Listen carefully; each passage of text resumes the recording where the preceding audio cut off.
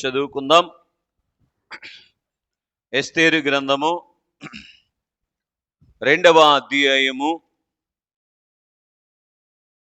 17వ వచనాన్ని ఒక మాట చదువుకొని వాక్య ధ్యానము గావించుకుందాం. స్త్రీలది కంటే రాజు ఎస్తేరును ప్రేమించెను, కన్యకలందరికంటే ఆమె అతని వలన దయాదాక్షిణ్యములు పొందెను. అతడు రాజకిరీటమును ఆమె తల మీద ఉంచి ఆమెను వస్తికి బదులుగా రాణిగా నియమించెను. ఈ వాక్య భాగములో నుంచి దేవుడు మనతో మాట్లాడునుగాక. ఆమేన్. స్నేహితులరా, చదవబడినటువంటి వాక్య భాగములో రాణి అయినటువంటి ఎస్తేరును మనం చూస్తూ ఉన్నాం. నేటి దిన మన ధ్యానము మడద్రొక్కిన మహిళ. ఏం చెప్పండి ఒకసారి? మడద్రొక్కిన మహిళ. మడదొక్కటం అంటే అర్థం ఏమిటి అంటే కనబడకుండా తొక్కేయటం, మణగదొక్కేయటం. చూడండి, లోకములో ఎన్నో విధాలుగా అపవాది మనకు అడ్డుపడుతూ ఉంటాడు. వాడు మనకు అడ్డు రాకుండా తొక్కి వేసుకోవటమే మడదొక్కటం. బాగా వినండి. పెండ్లి కుమారుడైనటువంటి ప్రభువు సాతాను యొక్క మూలమూడగొట్టారు. మొట్టమొదట సైతాను మూలమూడగొట్టినావు, మొట్టమొదట తాను మూలమూడగొట్టినావు రక్షకానా. వందనాలు శ్రీ. మొట్టమొదట సైతాను యొక్క మూలమును పెళ్లి కుమారుడు ఓడగొట్టేశారు. పెళ్లి కుమారుడు సాతాను యొక్క మూలం ఓడగొడితే పెళ్లి కుమార్తె ఏం చెయ్యాలి? సాతానును మడదొక్కాలి. బాగా వినండి పిల్లరా, ఏంటి అని మనం ఆలోచన చేస్తే పెళ్లి కుమారుడైనటువంటి ప్రభువు రక్షణ కార్యాన్ని చేసి సాతాను మూలమూడగొట్టారు. పెళ్లి కుమార్తె చేయవలసినటువంటి పని ఏమిటి అంటే ఆ రక్షణ కార్యములో దాగి ఉన్నటువంటి రాకడ అంతస్తును అందుకోకుండా అపవాది చేసేటువంటి ప్రయత్నాలను మడదొక్కి వెయ్యాలి. మడదొక్కటం అంటే ఏమని విన్నారు మీరు? అణగదొక్కి వెయ్యాలి, కనబడకుండా చెయ్యాలి. రోమీయులకు రాసిన పత్రిక 16:20లో ప్రబోధి రాయించారు. శీఘ్రమే సమాధాన కర్తయగు దేవుడు సాతానును మీ పాదముల క్రింద చితకు దొక్కించును. కాబట్టి మేం కూడా రాకడ అంతస్తుకు సిద్ధపడాలి అని అనుకుంటున్నామండి, కానీ అపవాది మమ్ములను మోసం చేశాడండి, మోసం చేస్తున్నాడండి అనేటువంటి సమాధానం అనేటువంటిది ఏర్పాటుకు సరిపోయినటువంటి సమాధానం. అడ్డు పెట్టడం వాడి పని. పూర్తి చేయండి మా. అడ్డులను తొక్కివేయటం మన పని. మళ్ళీ వింటారా? అడ్డు పెట్టడం వాడి పని.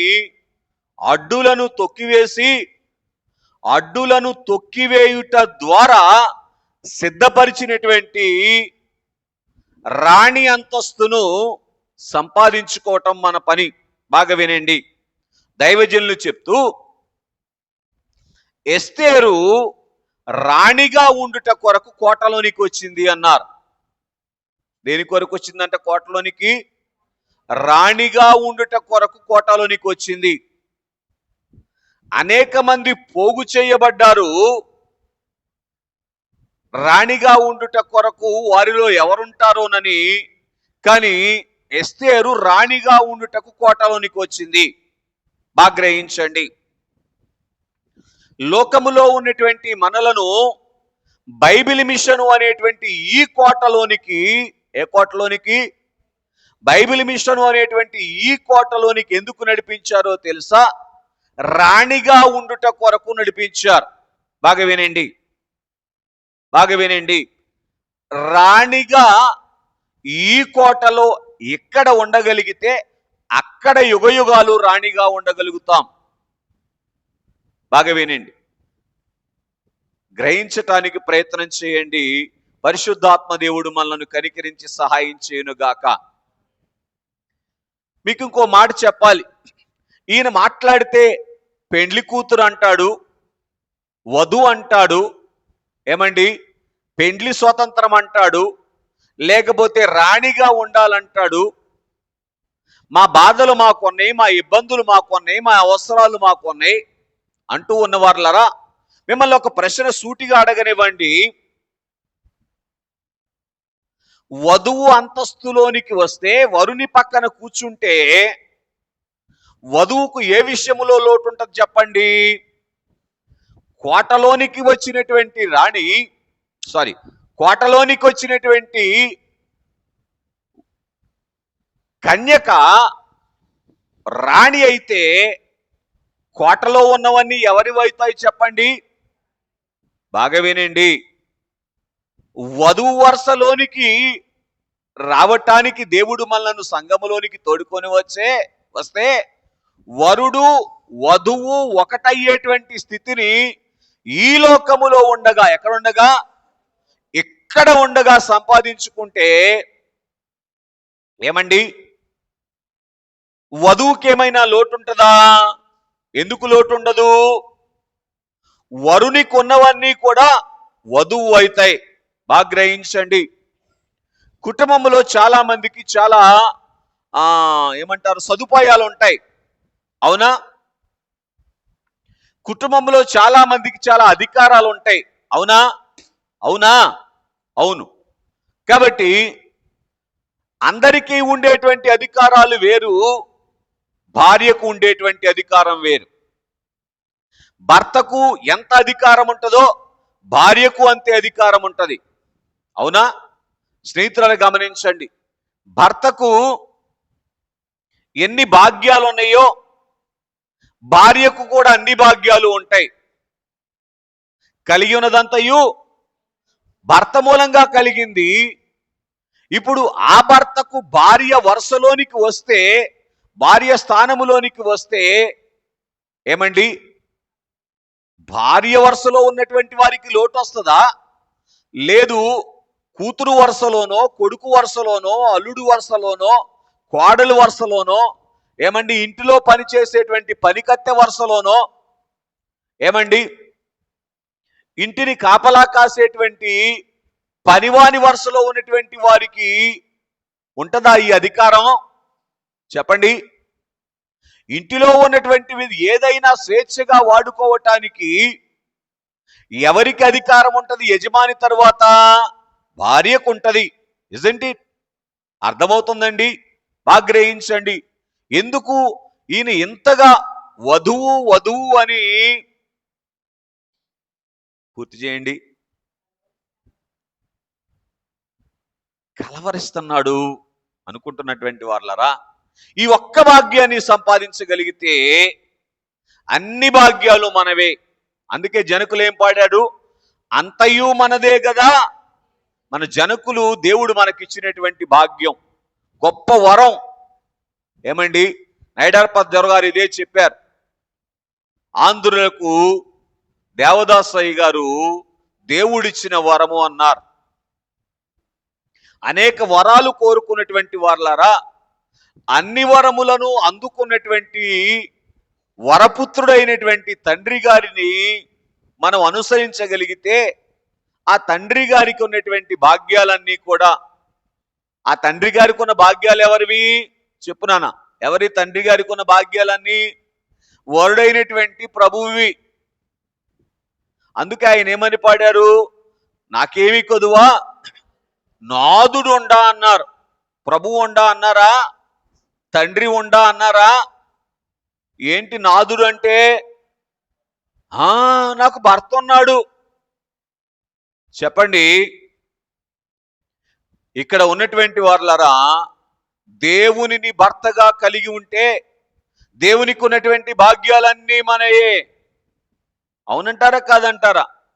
మీ స్త్రీలారా, మీ ఇంటికి మీరు యజమానురాలుగా ఉన్నప్పుడు మీ ఇంట్లో ఉన్నటువంటి సొమ్మును గాని, మీ ఇంట్లో ఉన్నటువంటి బంగారాన్ని గాని, వెండిని గాని, లేకపోతే ఒక పాత్రను గాని వాడుకోవటానికి యజమాని పర్మిషన్ తీసుకోవాలా? ఏమవసరములా. అవునా? ఒకవేళ ఎవరైనా మీ యజమానులు అలాగంటే మీరేమనాలి? అసలు నేను నీకు భార్యనేనా అని అడగాలి. అలాగ ఒకవేళ ఆ స్థితిలో ఎవరైనా ఉంటే బహిరంగానికి భార్యగా చేర్చుకున్నారేమో కానీ అంతరంగముగా భార్యగా చేర్చుకున్నటువంటి స్థితిలోనికి బహుశా మీరు వచ్చి ఉండరు అనేటువంటిది గ్రహించాలి. కనుక సరే, ఈలోక సంబంధమైనటువంటి భర్తల గురించి మనం మాట్లాడాల్సినటువంటి అవసరం ఏమీ లేదు. కానీ ఎందుకంటే వీళ్ళ దగ్గర ఉంది, మన దగ్గర కంటే ఎక్కువేమీ లేదు. అవునా కాదా? ఏమైనా ఉందండి ఎక్కువ? ఏమైనా ఉందండి ఎక్కువ? వీళ్ళ దగ్గర కన్నా మీ దగ్గర ఏమైనా ఎక్కువ ఉందా అంటున్నా. ఏమండి? గట్టిగా చెప్పకూడదా? అసలు నడుస్తుంది ఆళ్ళతోని కదా కథ మనకి. అవునా కాదా? బాగా గ్రహించండి. సంగతి ఏంటో చెప్పమంటారా? ఈ బైబిల్ మిషన్ అనేటువంటి కోటలోనికి వచ్చినటువంటి వారులరా, రాణి అగుట కొరకు దేవుడు మనల్ని కోటలోనికి నడిపించారు అనేటువంటి సంగతి మనం గ్రహించగలిగితే మన యొక్క జీవిత కాలమంతా ఒకటి రాణి అగుటకు, రెండవది పూర్తి చేయండి, రాణి స్థితిని కాపాడుకొనుట కొరకు మాత్రమే ప్రయాసపడేటువంటి వారముగా ఉంటాం. దైవజనునికి ఉన్నటువంటి రాణి అనుభవం ఏంటి చెప్పండి? శ్రమను రమ్మంటే రావాలి, పొమ్మంటే పోవాలి. సాతాన్ని కూర్చోమంటే కూర్చోవాలి, లే అంటే లేవాలి. ఎందుకు వచ్చింది? రాణి అయ్యారు గనుక. అర్థమైందండి? వరుడు వధువు. చాలు చాలు. కాబట్టి స్నేహితులను గమనించండి. కనుక ఆ వరుని అంతరంగములోనికి వెళ్ళి వధువు స్థానాన్ని సంపాదించుకున్నారు గనుక, కాబట్టి ఇంటిలో ఉన్నటువంటి అనేక పాత్రలు ఉంటాయి, అంటే అనేక స్థితిగతులు కలిగినటువంటి వారు ఉంటారు. కానీ అందరికీ ఉన్నటువంటి చనువు వేరు, భార్యకు ఉండేటువంటి చనువు వేరు. భర్తకున్నదంతా భార్యదే కదా.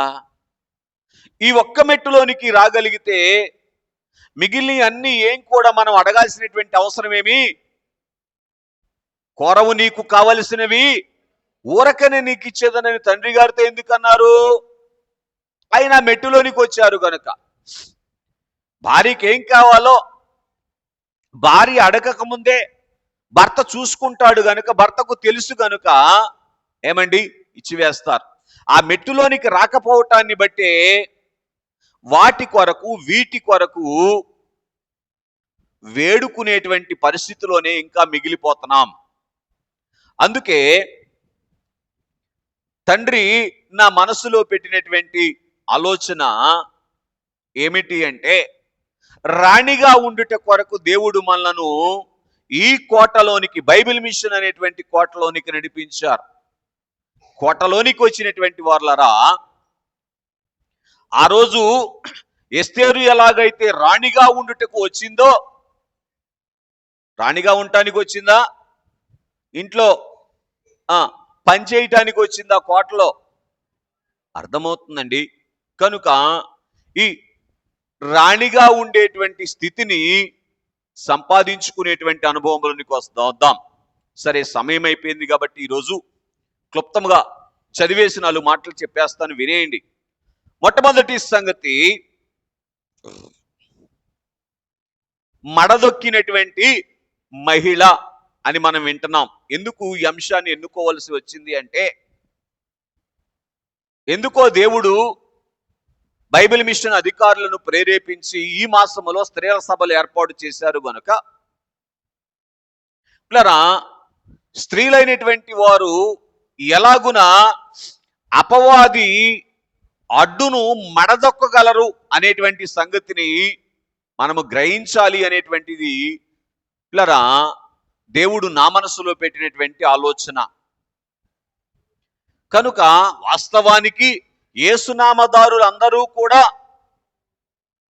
ప్రభువు దృష్టిలో ఎవరి కింద లెక్క? స్త్రీ కింద లెక్కే కదా. యేసుక్రీస్తునందు స్త్రీ అనియు పురుషుడనియు.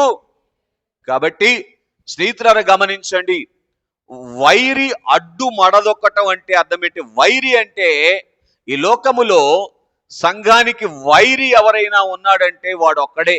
ఎవడు? సాతానుడు. వాడి అడ్డును మడదొక్కితే ఏమవుతామంటే పిల్లరా, వధువు భాగ్యాన్ని సంపాదించుకొని ఇక్కడ రాణిగా ఉండగలుగుతాం. ఎక్కడ రాణిగా ఉంటే అక్కడ రాణీలమవుతాం. ఒక భక్తురాలు చెప్పిన మాట ఏంటంటే భూలోకములో మనము దేవుని పనిలో ఏ పనిలో ఉంటామో పరలోకములో కూడా ఆ పనిలో ఉంటామని అన్నారు. దేవుని స్తుతించే పనిలో ఉంటే స్తుతించే పనిలో ఉంటాం అక్కడ. దేవునికి కీర్తనలు పాడే పనిలో ఉంటే దేవునికి పాటలు పాడేటువంటి పనిలో అక్కడ ఉంటాం. కాబట్టి ఈ రీతిగా ఈ రాణి అగుటకు మరి అందరు రాలేదండి, అందరూ వచ్చారు. కానీ రాణి అయింది ఎవరో వాళ్ళల్లో? ఎస్తేర్ అయింది. ఎవరైంది చెప్పండి? మిగిలిన వాళ్ళందరూ ఏమైపోయారు? వాక్యం చెప్పే అంత సమయం ఈరోజు లేకపోయింది, నన్ను క్షమించాలి. ఏమయ్యారంటే ఉపపత్నులు అయ్యారు. అంటే త్రోసివేయబడినటువంటి వారందరూ కూడా ఉపపత్నులే. బాగా వినండి, ఒక్కసారి రాజుగారి కోటలోనికి అడుగు పెట్టిన తర్వాత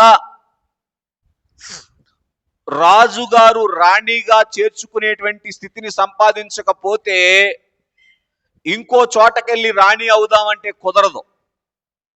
అర్థమవుతుందండి? ఆ కాలంలో ఉన్నటువంటి పద్ధతి ఏమిటి అంటే, రాణిగా ఉండుట కొరకు తేబడినటువంటి వారు రాణి స్థానాన్ని పోగొట్టుకుంటే ఏం చేయాలి? వస్తిలాగా అక్కడ పడి ఉండాల్సిందే. కానీ మళ్ళీ లోకములోనికి వెళ్ళి నేను మరొకరికి రాణి అవుతాను అని అంటానికి కుదరదు. మీకు లోపల ఉన్న భావం మీకు అర్థమైతే సంతోషం. ఇకంటే జీవితకాలం అంతా ఏంటి పరిస్థితి? ఏమండి, ఏ భాగ్యము లేకుండా ఏదో ఆ కోటలో ఉన్నవి తిని ఆ కోటలో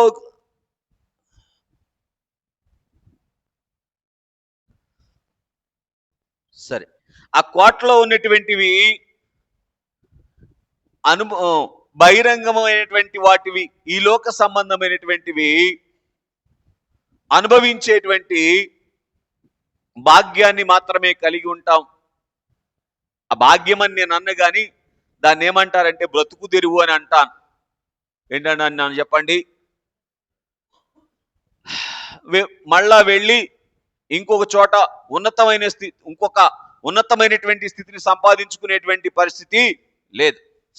ఎందుకంటే రాజుగారి కోటలోనికి వచ్చిన తర్వాత మరలా వాళ్ళు బయటికి వెళ్ళేటువంటి పరిస్థితి లేదు.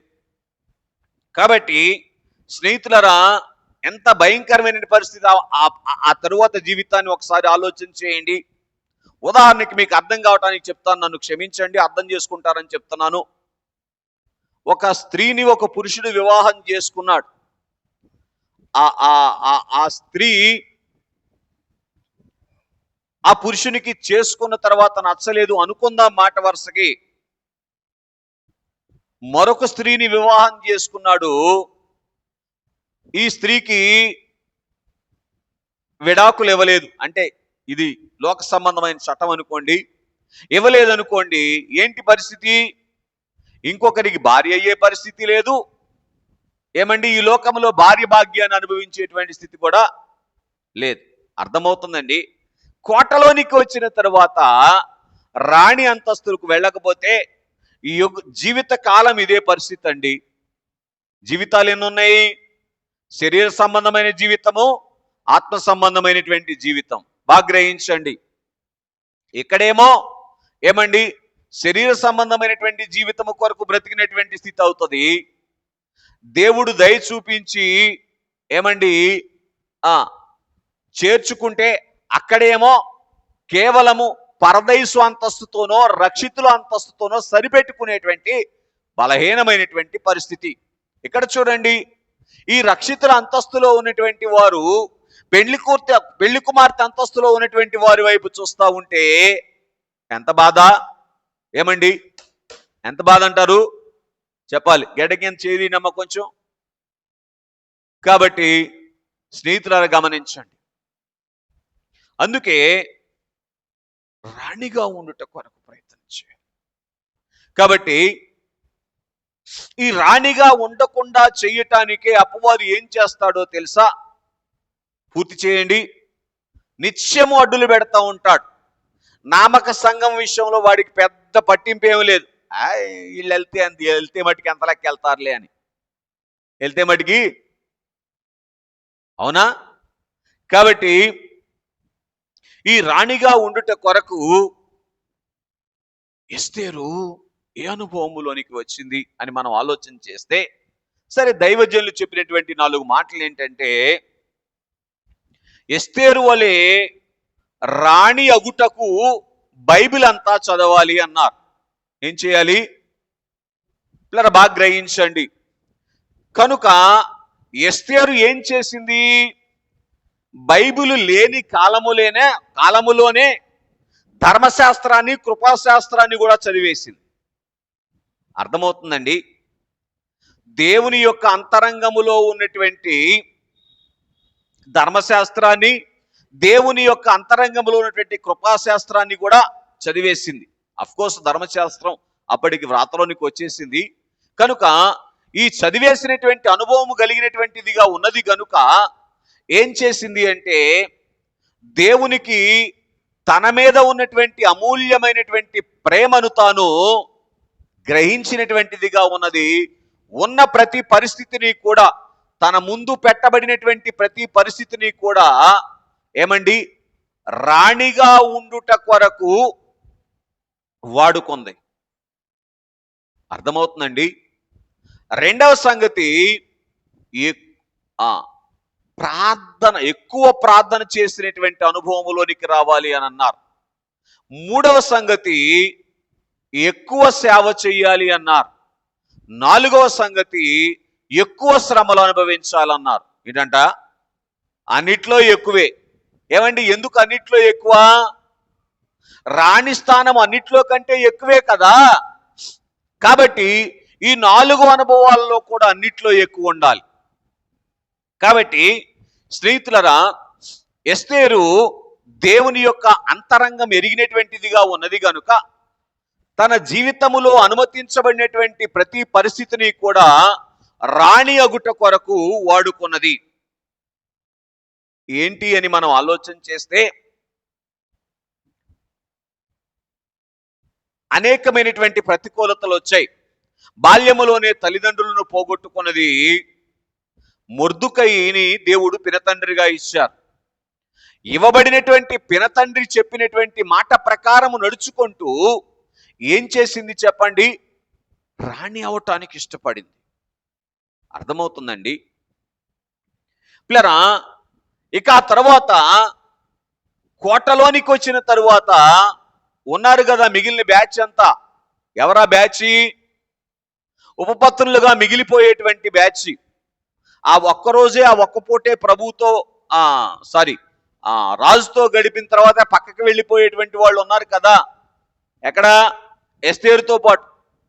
వాళ్ళందరితో అంతకాలము ఉన్నప్పటికీ కూడా వారిలో ఉన్నటువంటి స్థితి తన మనస్సులోనికి రాకుండా కాపాడుకున్నటువంటి అనుభవంలోనికి వచ్చింది. ఇది రాణి అవటానికి రెండవ కారణం. అర్థమవుతుందండి? స్నేహితులారా గమనించండి. ఎంతకాలం గడిపింది వాళ్ళతో? 12 మాసాలు. ఎంతకాలం చెప్పండి? 12 మాసాలు. 12 అనేటువంటిది పరిపూర్ణ సంఖ్య, పరలోకపు సంఖ్య. కాబట్టి పిల్లరా 12 మాసాలు అంటే జీవితకాలం అంతా పరిపూర్ణముగా ఏమండి బహిరంగముగా రాణి అంతస్తులోనికి రాని వారితో ఉన్నప్పటికీ కూడా పూర్తి చేయండి. రాణి భాగ్యాన్ని సంపాదించుకోలేనటువంటి పరిస్థితి తన యొక్క జీవితంలోనికి రానివ్వలేదు. బాగా వినండి. ఇక్కడ మనం ఆలోచన చేయడానికి ప్రయత్నం చేస్తే ఎస్తేరుకు పూర్తి చేయండి 6 మాసాలు గోపరసముతోనూ 6 మాసములు సుగంధ ద్రవ్యములతోనూ ఏం చేశారు? స్నానం చేయించారు. బాగా వినండి. గోపరసము దేనికి సాదృశ్యమో మీకు బాగా తెలుసు. చేదుకు సాదృశ్యం. చేదు అంటే శ్రమలకు సాదృశ్యం. కాబట్టి పిల్లరా శ్రమలను అనుభవిస్తూ ఉన్నటువంటి కాలములో అపవాది యొక్క అడ్డును మడదొక్కింది. ఎవరో తెలుసా? ఎస్తేర్. కనుక ఈ చేదైనటువంటివి తన జీవితములో పిల్లరా అనుభవించవలసినటువంటి పరిస్థితి వచ్చినప్పుడు అపవాదిని ఎందుకు మడదొక్కగలిగింది, అడగదొక్కగలిగిందో తెలుసా? ఆ చేదు అనుభవాన్ని తన జీవితములోనికి రానిచ్చుట ద్వారా పెళ్లి కుమారుని యొక్క అంతరంగములో ఉన్నటువంటి అమూల్యమైనటువంటి ఉద్దేశాన్ని తాను గ్రహించి నిల్చోటండి. ఎట్లా చూడండి ఒకసారి. ప్రతి సందర్భంలో కూడా నాన్న కష్టములో కానీ నష్టములో అంటే మనకు కష్టంగా కలిగించేటువంటి దానిలో కానీ మనకు నష్టంగా కలిగించేటువంటి దానిలో కానీ మనకు వేదనగా కలిగించేటువంటి దానిలో కానీ మనకు దుఃఖం వచ్చినట్లుగా కనిపించేటువంటి దానిలో కానీ మనకు సంతోషం వచ్చినట్లుగా కనిపించేటువంటి దానిలో కానీ దాని వెనుక దాగి ఉన్నటువంటి దేవుని ప్రేమను చూడగలిగితే దేవుని ప్రేమను చూడగలిగితే అప్పుడు అపవాదిని మడదొక్కగలుగుతాం. అర్థమవుతుందండి? లేకపోతేనో అపవాదిని మణిహారంగా చేసుకుంటాం, భుజాన్ని వేసుకునేటువంటి పరిస్థితి వస్తుంది. కనుక స్నేహితులరా, దైవజనులు పాడుతూ ఏమన్నారు? నీలోని దుర్గుణాలు కరిగి కూలు వరకు కష్టాల్ కొలిమి రాజున్, నీలోని సద్గుణాలు పైకి తేలు వరకు కష్టాల కొలిమి రాజున్. చాలు. చూసారా? ఈ 2 అనుభవాలు కూడా పిల్లరా మనము గ్రహించగలగాలి. శ్రమకాలములో ఈ 2 స్థితులలో మన యొక్క అనుభవములోనికి తెచ్చుకోవాలి అనేటువంటి దేవుని యొక్క ఉద్దేశాన్ని గ్రహించినప్పుడు శ్రమలు ఉపకారం అంటాం, శ్రమలు అపకారముగా భావించాం. దైవజనులు ఏమన్నారు? శ్రమలు ఉపకారం, ఆత్మకు శృంగారం అన్నారు. మనకు హారం ఇవ్వటానికి వాటిని వాడుకునేటువంటి అనుభవములోనికి రాగలుగుతాం. ఏ పరిస్థితి అయినా కానీ ఇటు చూడండి అమ్మా, వినండి కొంచెం. ఈ పిల్లల్ని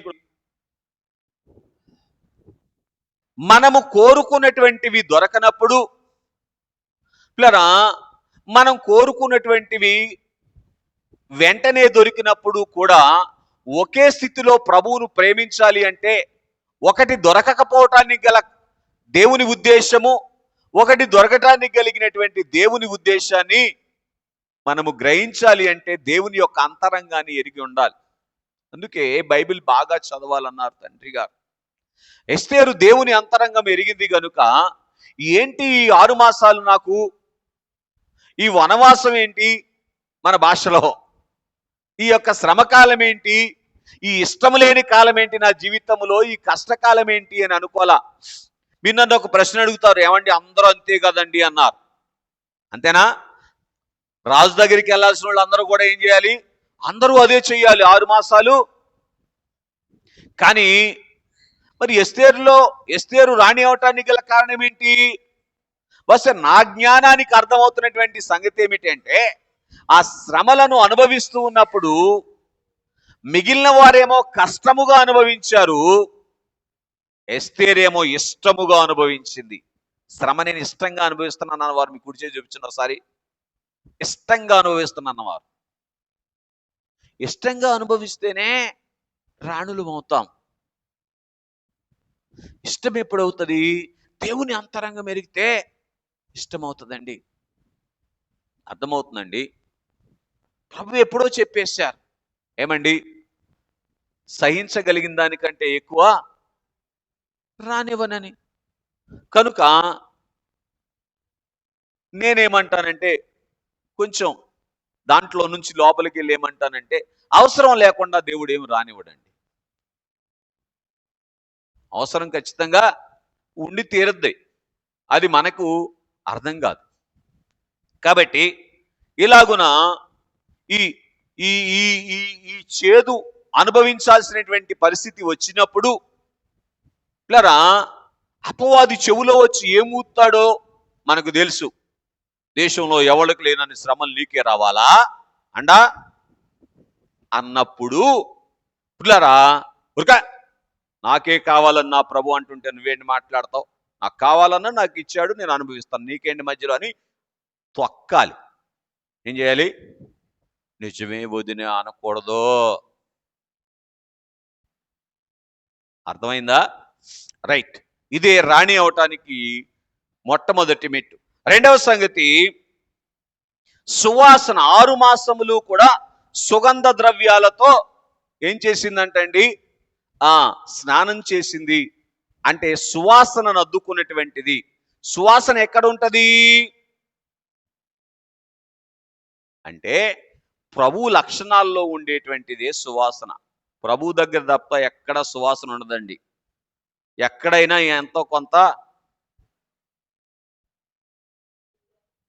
ఉండదా? ఈ పక్కన కూర్చున్న వాళ్ళరా, పెళ్ళైన దగ్గర నుంచి మేఘమెక్కేంత వరకు మా ఆయన దగ్గర నాకు ఎప్పుడూ కూడా ఇష్టం లేని పరిస్థితి రాలేదు అని అన్నవాళ్ళు చూసా చేజు వచ్చిన ఒకసారి. వాళ్ళు ఏమన్నారు? వాళ్ళు మంచోళ్ళు. అవునా? కాబట్టి సువాసన అనేటువంటిది ఇక ఆయన దగ్గరే కాదు, బిడ్డల దగ్గరైనా, తల్లిదండ్రుల దగ్గరైనా, బంధువుల దగ్గరైనా ఏమండి, ఆయా సందర్భాల్లో ఏమండి మంచివి కనబడొచ్చు, కానీ అన్ని సందర్భాల్లో ప్రభు దగ్గర ఉన్నంత మంచి కనబడదు. ఇప్పుడు ఎన్ని సందర్భాల్లో? ఎవర్. అర్థమవుతుందండి? కాబట్టి ఇక్కడ ఆలోచన చేయడానికి ప్రయత్నం చేయండి. ప్రభువు పాదాల దగ్గర కూర్చొని ప్రభు యొక్క లక్షణాలను ఏం చేసుకున్నదో తెలుసా? ఎస్తేరు అలంకరించుకున్నది. కనుక రాణి వరుసలోనికి వచ్చింది అనేటువంటి విషయాన్ని మనము గ్రహించాలి. ఇక దయచేసి నన్ను క్షమించాలి, ముగించి వేస్తాను, వివరానికి సమయం అయిపోయింది కాబట్టి. మూడవదిగా ఎస్తేరు గ్రంథము 2వ అధ్యాయం 15వ వచనములో సమర్పణతో మడదొక్కింది. ఇందాక మాటలో అంటే సువాసనతో మడదొక్కటం అంటే అర్థం ఏమిటి అంటే, ఆ 12 మాసాలు ఎవరితో పక్కనే ఉపపత్తులు అయ్యే వరుసలో ఉన్నటువంటి వాళ్ళు ఉన్నప్పటికీ కూడా వాళ్ళ యొక్క లక్షణాలు తనలోనికి రానివల, అది ప్రభు లక్షణాలు మాత్రమే తనలో తెచ్చుకొని కాపాడుకున్నది. ఇదే రాణి అవటానికి కారణం. అపవాది అడ్డు మడదొక్కగలిగింది అని మనం గ్రహించాలి. అలాగున్నే 2వ అధ్యాయం 15వ వచనం ప్రకారము సమర్పణను బట్టి అపవాది యొక్క అడ్డును మడదొక్కింది. హేగే ఏమి అలంకరిస్తే అంతే. ఒకసారి అందరు నాతో చెప్పండి, మీకు ఇష్టమైతే దేవుడు నాకు ఏది ఇస్తే అదే అనండి. నిజంగా నేను అనుమానానా? నిజంగా అనారా? మంచిది. కాబట్టి స్నేహితులారా, ఆలోచించేయండి. ఈ ఈ ఈ అనుభవము రాకుండా అపవాది ఏమంటాడంటే, నీ సొంత ఇష్టాన్ని జరిగించుకునేటట్టు చేస్తాడు. దానిని మడదొక్కి వేసింది. దాన్ని ఏం చేసింది? అపవాది ఎస్తేరు మడదొక్కేసింది. దేన్ని మడదొక్కింది? సొంత ఇష్టాన్ని మడదొక్కింది. ఇవన్నీ దైవజన్య అనుభవాలే. మళ్ళీ అర్థమవుతుందండి, మీరు ఆపాదించుకోండి ఇంటికి వెళ్ళాక. ఎస్తేరు గ్రంథము 4వ అధ్యాయం 16వ వచనములో ఏమండి, నేను నశించినా నశించెదను అని ధైర్యంగా వెళ్ళి ఎక్కడ కూర్చుంది? ప్రభువు దగ్గర కూర్చుంది. బాగా గ్రహించండి పిల్లరా, ఆయా సందర్భాల్లో అధైర్యం అపవాది తీసుకొని వస్తాడు. కానీ ఏం చేసింది ఎస్తేరు? అధైర్యాన్ని మడదొక్కి ధైర్యం తెచ్చుకుంది. దైవజనులు ఏం పాడారు? భయపడరాదు క్రీస్తు విశ్వాసి. ఏమైపోయినా, సూర్యుడు కనబడకపోయినా, గాలి రాకపోయినా, ఎక్కడున్న ఈ మాటలో అండి? మీరు ఆగండి, సార్ చెప్పండి.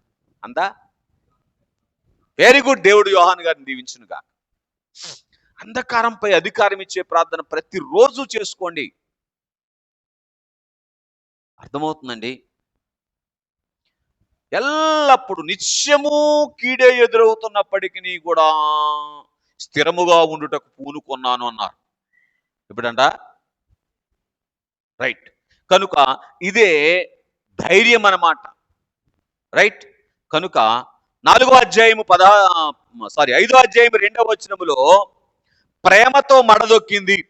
వాస్తవానికి రాజుగారు ఉన్న ఆ మీటింగ్ లోనికి రాజుగారు పర్మిషన్ లేకుండా రాణి అయినా వెళ్ళకూడదు. కానీ ఈ రాణి వెళ్ళగానే రాజుగారికి ఏం పుట్టిందంట? ప్రేమ పుట్టిందంట. అర్థమవుతుందండి? కనుక కారణం ఏంటి? ప్రభువును ధరించుకొని వెళ్ళింది గనుక. స్నేహితులరా గమనించండి పిల్లరా, ఆ ప్రేమతో ఏం చేసింది అని మనం ఆలోచన చేస్తే, ఆ రాజు తనను వ్యతిరేకించేటువంటి పరిస్థితిని, ఇప్పుడేంటి ఇక్కడికి వచ్చావు అనేటువంటి పరిస్థితిని ఏం చేసింది? మడదొక్కేసింది. నువ్వేంటి నా ఫోన్ చూస్తున్నావు? కుదరదు సుమా. అర్థమవుతుందండి? నువ్వేంటి నా మీద పెత్తనం చేస్తున్నావు? కుదరదు సుమా. అపవాది యొక్క పరిస్థితి అంతటినీ కూడా ఏం చేయాలి? మడదొక్కి వేసేయాలి. అర్థమవుతుందండి? స్నేహితులారా గమనించండి.